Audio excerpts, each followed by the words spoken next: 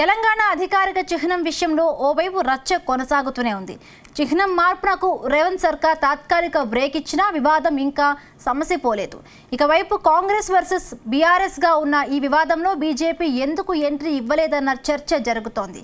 ఈ క్రమంలో బండి సంజయ్ చేసిన ఓ ట్వీట్ సంచలనంగా మారింది.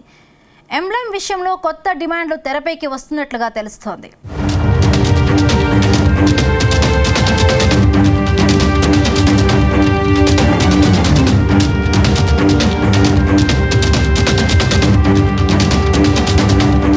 తెలంగాణ అధికార చిహ్నం మార్పు ఎపిసోడ్ అనేక మలుపులు తీసుకుంటోంది. రాజముద్రలో కాకతీయ కళాతోరణం చార్మినార్ తొలగించేందుకు రేవంత్ సర్కార్ ప్రయత్నించడం పెద్ద రచ్చరాజేసింది. కాంగ్రెస్ ప్రభుత్వ తీరును బీఆర్ఎస్ తీవ్రంగా వ్యతిరేకిస్తూ ఆందోళనకు సైతం దిగింది. తెలంగాణ రాజకీయాలన్నీ ఈ అంశం చుట్టూనే తిరుగుతుంటే బీజేపీ మాత్రం మౌనం వీడకపోవడం ఏంటని రాజకీయ వర్గాల్లో చర్చ జరుగుతుంది.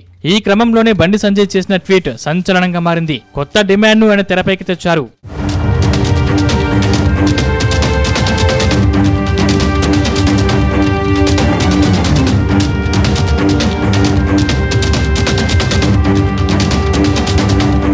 రాష్ట్ర చిహ్నం మార్చడంపై ప్రజాభిప్రాయం తీసుకున్నారా అని ప్రభుత్వాన్ని ప్రశ్నించిన బండి సంజయ్ ప్రస్తుత ఎంబ్లెంలో నుంచి చార్మినార్ను తొలగించవద్దన్న కేటీఆర్ వ్యాఖ్యలపై ఘాటుగా రియాక్ట్ అయ్యారు. హైదరాబాద్ అంటే కేసీఆర్ కొడుకు కేటీఆర్ చార్మినార్ అంటున్నాడని, కానీ అది అతనికి మాత్రమే వర్తిస్తోందని పేర్కొన్నారు. వాస్తవానికి హైదరాబాద్ అంటే భాగ్యలక్ష్మి దేవాలయమని, అదే విధంగా ప్రసిద్ధి చెందిందన్నారు బండి. ఈ వ్యాఖ్యలే ఇప్పుడు చర్చనీయాంశంగా మారాయి.